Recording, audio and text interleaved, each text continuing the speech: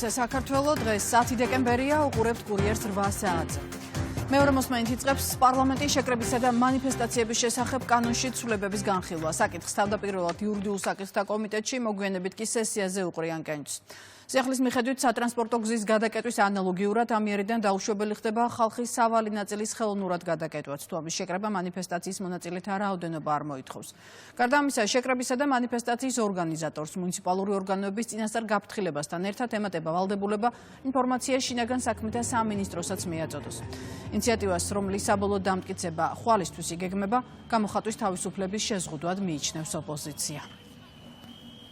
გასული თვეების განმავლობაში ვაკვირდებოდით, როგორ ხდებოდა ბოროტად გამოყენება საქართველოს კანონმდებლობის, იმისთვის, რომ როდესაც არ იყო არც ამის საჭიროება, არც ამის რაოდენობა, არც ამის აუცილებლობა, ხდებოდა გზების თუ სავალი ნაწილების თუ საფეხმავლო ნაწილების გადაკეტვა. ახალი კანონმდებლობა სწორედ ამ საკითხებს არეგულირებს და მაქსიმალურად აწესრიგებს და აძლევს შესაძლებლობას ერთის მხრივ დემონსტრანტებს თუ ამისი რაოდენობა არსებობს, თუ ამისი საჭიროება და აუცილებლობა არსებობს, რომ გამოხატონ თავისი პროტესტი, თუ ამისი არც რაოდენობა, არც საჭიროება, არაფერი ასეთი პირობა არ არსებობს, მაშინ მაქსიმალურად იყოს დაცული საზოგადოებრივი წესრიგი. შეიძლება გამოხატვის თავისუფლების შეზღუდვა, იმიტომ რომ ნებისმიერი მიტინგი ან პროტესტი ვიღაცას ხელს უშლის. რუსთაველზე რომ ხალხი იკრიბება, წაიკეტება და ტროტუარზეც გასვლა რთულია, მაგრამ ამიტომ ხო არავინ არ ზღუდავს გამოხატვის თავისუფლებას, და საბოლოო ჯამში ეს პოლიტიკური რაღაც ბრძოლის ინსტრუმენტია, გამართლებული იმით, რომ ადამიანებს კომფორტს უქმნიან. ეს არანაირად არ ზღუდავს პროტესტის გამოხატვას, ეს არანაირად არ არის ადამიანის უფლებების შეზღუდვა ან აზრისა და შეხედულების გამოხატვის თავისუფლების შეზღუდვა, იმიტომ რომ მათ და ყველას საქართველოში აქვს უფლება თავისი აზრი დააფიქსიროს, თავისი პროტესტი დააფიქსიროს, ოღონდ ეს რა თქმა უნდა მოხდეს კანონმდებლობით დადგენილ ჩარჩოებში. ასევე ხვალისთვის უნდა მოხდეს განათლების რეფორმის საბოლოო დამტკიცებაც. დღეს კი უმაღლესი განათლების სისტემაში დაგეგმილ ცვლილებებს დეპუტატების სესიაზე მეორე მოსმენით განიხილავენ. ახალი რეფორმა სახელმწიფო უნივერსიტეტებში ჩარიცხული სტუდენტების სწავლის სრულად დაფინანსებასა და ყველა უმაღლეს სასწავლებელში სწავლის ფორმატის ცვლილებას ითვალისწინებს. ცვლილება შეეხება საჯარო სკოლებსაც, რაც 11 წლიან სწავლებაზე გადასვლას გულისხმობს, თუმცა სურვილის შემთხვევაში მოზარდები 12 კლასის დამთავრებასაც შეძლებენ. აღნიშნული ფორმით წარმოდგენილ ცვლილებებს კრიტიკულად უყურებენ ხელისუფლების ოპონენტები. როდესაც ამხელა რეფორმა შემოდის კანონპროექტის სახით, ის ჯერ კარგად უნდა დამუშავდეს და შემდეგ უნდა შემოვიდეს და არა პირიქით. საქართველოში განათლების სისტემა რეალურად პრობლემების წინაშე დგას, თუმცა რამდენად პასუხობს ეს კანონპროექტი იმ გამოწვევებს, ეგ მეორე საკითხი. არის ერთი საგანგებოდ მნიშვნელოვანი თემა, გადანაწილება პროფესიებისა. ისე, რომ სახელმწიფოში მათი დასაქმების თემას არანაირი პრობლემა არ შეექმნას. აქედან გამომდინარე, უნდა შეიქმნას სისტემა, სადაც მზადდება მაღალი დონის შრომით ბაზარზე კონკურენტუნარიანი სპეციალისტების მთელი პლეიადა. ასე რომ პერსპექტივაში რასაკვირველია სწორი ნაბიჯია, თუმცა ეს იმას არ ნიშნავს, რომ კერძო უნივერსიტეტებში მათ რაიმე შეზღუდვა ექნება. მომავალი წლის სახელმწიფო ბიუჯეტის პროექტის საბოლოო ვარიანტი უნდა დაამტკიცონ დღეს დეპუტატებმა. კენჭისყრამდე პლენარულ სესიაზე შეკრებილ კანონმდებლებს ფინანსურ დოკუმენტს ფინანსთა მინისტრი წარმოადგენს. ბიუჯეტის პროექტის თანახმად 2026 წელს რეალური ეკონომიკური ზრდა 5%-ის ოდენობითაა დაგეგმილი. რაც შეეხება ბიუჯეტის ხარჯვით ნაწილს, მისი ჯამური ოდენობა 36 მილიარდ 300 მილიონია. პროექტში გათვალისწინებულია თავდაცვისა და შინაგან საქმეთა სამინისტროების, ასევე სუსისთვის გაზრდილი თანხები. მომავალი წლიდან იზრდება პენსიები და საჯარო მოხელეების ანაზღაურებაც. ადგილობრივი და სახელმწიფო ბიუჯეტი ერთად აღებული მატულობს 3 მილიარდ 800 მილიონი და ხდება 36 მილიარდ 300 მილიონი ხარჯვითი ნაწილი, სახელმწიფო ბიუჯეტი მატულობს 3 მილიარდით და ხდება თითქმის 31 მილიარდი. როგორც უკვე აღნიშნეთ, მატულობს პენსიები, ხელფასები, ჯანდაცვის პროგრამები, პრაქტიკულად ყველა სამინისტროს ემატება თანხები. ამასთან ბოლო ვარიანტში სახელმწიფო ბიუჯეტს 400 მილიონზე მეტი დაემატა. Სამზომი ჩართულია დონალდ ტრამპის გუნდი ვოლდიმირ ზელენსკის სამშვიდობო გეგმაზე პასუხის გასაცემად რამდენიმე დღეს აძლევს.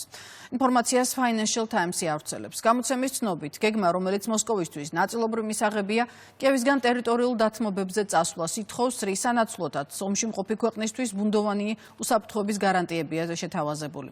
სტატის თანახმად, ტრამპის სურვილია შეთანხმება რუსეთსა და უკრაინას შორის შობამდე, ანუ 25 დეკემბრამდე გაფორმდეს. საერთაშორისო გამოცემა ამბობს იმასაც, რომ ზელენსკი ამჟამად ევროპელ მოკავშირეებთან კონსულტაციებს ატარებს, რადგან ეშინია, რომ ამ ნაბიჯმა შესაძლოა დასავლეთის ერთიანობა დაარღვიოს. Financial Times-ის ვეცნობით, ტრამპი უკრაინელ კოლეგას მოუწოდებს დათანხმდეს პირობებს, რადგან ის ომს ფრონტის ხაზზე აგებს. გეგმაზე პასუხის გაცემამდე ვოლდიმირ ზელენსკი ტრამპის კიდევ ერთ პირობას უკრაინაში საომარი მოქმედებების ფონზე არჩევნების ჩატარებას დათანხმდა. ცნობილი ხდება, რომ უკრაინის კანონმდებლობაში შესაბამისი ცვლილებები შევა, რაც ომის პირობებში არჩევნების ჩატარებას დასაშვებს გახდის. ზელენსკიმ შეერთებული შტატებს მოუწოდა ევროპასთან ერთად უზრუნველყოს კენჭისყრის უსაფრთხოება. მისი თქმით, თუ ეს პირობა დაკმაყოფილდება, ოფიციალურ კიევს შეეძლება არჩევნები 60-90 დღის ვადაში ჩაატაროს.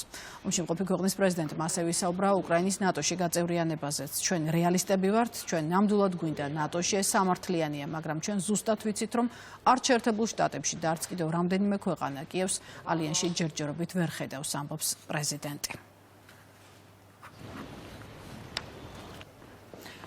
300,000 ლარამდე თანხის თაღლითურა დაუფლებისა და უკანონო შემოსავლის ლეგალიზაციის ფაქტებზე 2 ფიზიკური და 1 იურიდიული პირის მიმართ სისხლის სამართლებრივი დევნა დაიწყო.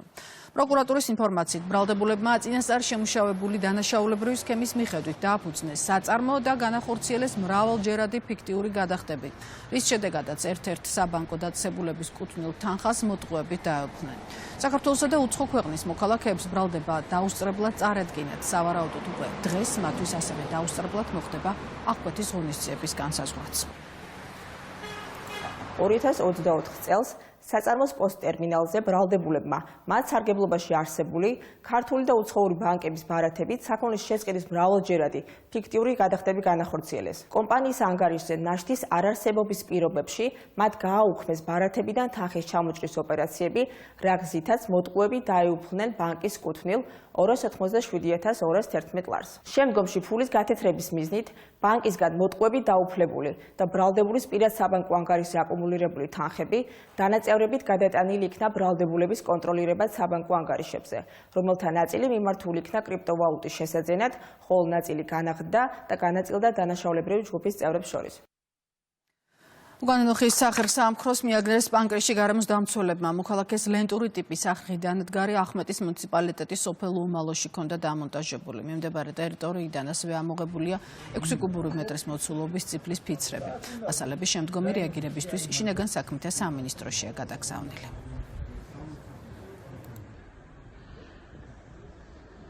მმართველობის დეპარტამენტის კახეთის რეგიონული სამმართველოს თანამშრომლებმა ახმეტის მუნიციპალიტეტ სოფელ ომალოში უკანონო სახერხის საამქრო გამოავლინეს.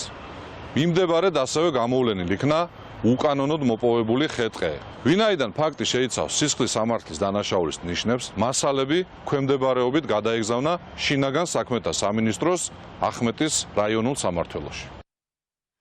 ახალგაზრდული მრჩეველთა საბჭოების ფორუმი 2025 ფორუმში 28 მუნიციპალიტეტიდან 500-მდე ახალგაზრდა მონაწილეობდა. 4 საკონკურსო კატეგორიაში გამოვლინდნენ გამარჯვებულები. ისინი განათლების, მეცნიერებისა და ახალგაზრდობის მინისტრმა დააჯილდოვა. ფორუმის მიზნად გადაწყვეტილების მიღების პროცესში ახალგაზრდების ჩართულობის ხელშეწყობა და რეგიონებში მცხოვრები ახალგაზრდა ლიდერების შესაძლებლობების განვითარება სახელდება. ეს ის ახალგაზრდები არიან, რომლებიც აქტიურად არიან ჩართული მუნიციპალური ცხოვრების განვითარებაში, განსაკუთრებით ახალგაზრდული პროგრამების შემუშავება განვითარებაში, ახალგაზრდების ჩართულობის უზრუნველყოფაში მუნიციპალურ დონეზე. ვილოცავ 4 მუნიციპალიტეტის ახალგაზრდულ საბჭოს ამ აღიარებას და დარწმუნებული ვარ, რომ ეს დამატებითი სტიმული იქნება კიდევ უფრო მეტი ახალი ინოვაციური პროექტების განსახორციელებლად. ძალიან ბედნიერი ვარ, რადგან ქუთაისის მუნიციპალიტეტი გახდა გამარჯვებული მუნიციპალიტეტი. ეს იყო ჩვენი წლევანდელი მიზანი. მივახციეთ მადლობა ახალგაზრდობის სააგენტოს, განათლების სამინისტროს. მეწარმეებთან შეხვედრა გამართა აწარმოეს საქართველოს ხელმძღვანელმა. კახეთის საკონსულტაციო ცენტრში მიხეილ ხიდურელმა ადგილობრივი ბიზნესის წარმომადგენლებს სააგენტოს საქმიანობისა და მიმდინარე პროგრამების შესახებ დეტალური ინფორმაცია მიაწოდა. ითქვა, რომ პროგრამა ფინანსებზე ხელმისაწვდომობის ზრდის მეშვეობით ხელს უწყობს მეწარმეობის განვითარებასა და შესაბამისად ახალი საწარმოების შექმნას. პროგრამაში დავამატეთ ახალი მექანიზმები, შესხის პროცენტის თანადაფინანსების პროცენტი გავზარდეთ 3% ერთეულიდან 5% ერთეულზე და ასევე შემოვიტანეთ ახალი კომპონენტები, როგორც არის მწვანე კომპონენტი, კვლევის კომპონენტი, მაღალმთიანი, ქალი მეწარმის შემთხვევაში გახორციელებული ბიზნესი და ყველა ამ კომპონენტში ჩვენ მეწარმეებს თავაზობ კონკრეტულ ეგრეთ წოდებულ cashback-ებს. ძალიან მნიშვნელოვანი ინფორმაციები მივიღეთ მიმდინარე და ახალ პროგრამებზე მეწარმეებმა და ზოგადად თელავში ყველა კახელი და განსაკუთრებით თელაველი მეწარმეებისთვის ძალიან მნიშვნელოვანი არის სააგენტოს ჰაბის არსებობა, რაც გვაძლევს საშუალებას, რომ ყოველთვის გქონდეს განახლებული ინფორმაცია, მხარდაჭერა და დახმარება.